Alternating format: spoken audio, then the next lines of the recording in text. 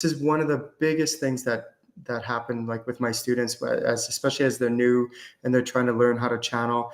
And for this topic, for this discussion today, yes, there's a whole bunch of other different kinds of things that we could channel, like different kinds of souls, as you know, ascended masters and random souls and soul family members and things like that.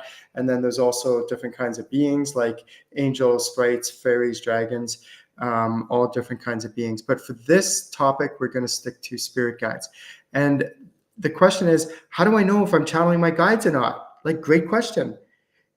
What happens is when your spirit guide comes in and they want to communicate to you. So one of the tips that I teach my students is first figure out where they are physically around you. Because when you do this, then it gives you somewhere to hone in and lock in on them. Now, we actually have technology that can prove and capture our spirit guides on camera now. You might have seen them on those like ghost hunter shows and cool stuff like that. So the technology is still in its infancy, but as the technology gets better, it will be able to capture our spirit guides in even more detail over the next upcoming years. And so once we know where they are physically around us, it gives us an opportunity to lock in on them. And then that will help us to hone where we're focusing our attention so that we can really get detailed messages from them. And then there's many different ways that our spirit guides can communicate with us. So there's what's called the clairs. In general, there's 6. I know there's more that's out there on the internet, but let's just say there's the 6. So clairvoyant, clairaudient, clairalliance or smelling, clairgustance, tasting, and then there's clairsentient, like sensing, either through physical sensations from our spirit guides, like goosebumps, tingles, or pressure, things like that, or actual emotions. They're sending emotions to us, and then we interpret those emotions into a message. And then there's claircognizant. So all these different clairs that our spirit guides can give us.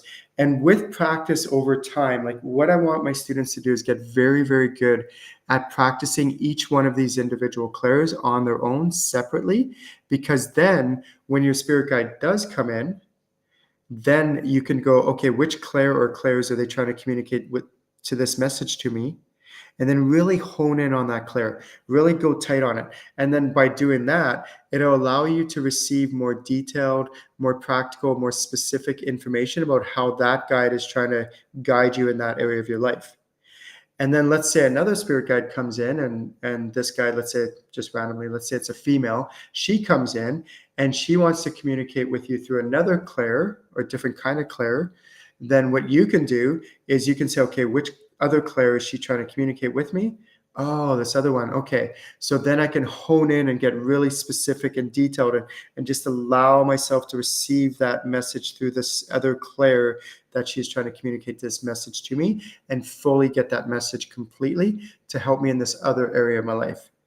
And then as I'm going along and I'm practicing my channeling, sometimes what will happen is I'll be like, okay, how do I know if this is coming from me or not? So one of the questions is, and I use these questions on a regular basis, is, am I influencing the answer? And so these questions, they take a lot of humility. So I'm channeling my guide. This guide comes in. Maybe there's a certain area of my life I want guidance on, might be work or something like that. And it's really contentious and it's maybe stressful, the situation at work. I invite the spirit guide to come in, and I might have a whole bunch of emotional charge around it. And my guide's like trying to give me guidance on how to manage or deal with this situation at work.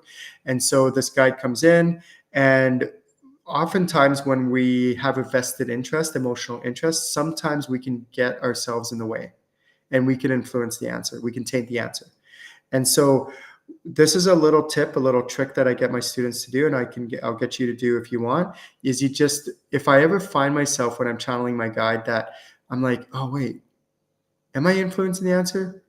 Is it really coming from me or coming from my guide? And then I realized that, oh, wait, actually, this was coming from me, or I was tainting the answer, influencing it. So a little tip or trick that I get my students to do is take a nice deep breath. So 3, 2, 1, nice deep breath. Get them to breathe in, and then I reset myself and I start from scratch. And I pretend like I know nothing about what I just thought I channeled, which I didn't. I just made it up. I was coming from me. So I reset myself. I start from scratch. And then from this point going forward, I reconnect with my spirit guide, and I try to be a clear channel, try to be clear, and just get my answers from my spirit guides only, without tainting the answers, without influencing the answers. So I hope this helps you. If you are learning to channel your spirit guides, please use these techniques because they really work. And please practice the different clairs, the 6 different clairs I mentioned, because as you practice them and get better, you'll be able to hone in and focus in on how your spirit guide is giving you these messages. My name's Ken Lewicki. If you'd like to learn and how to advance your channeling, please go to my website, channelinginc.com. Have a wonderful day.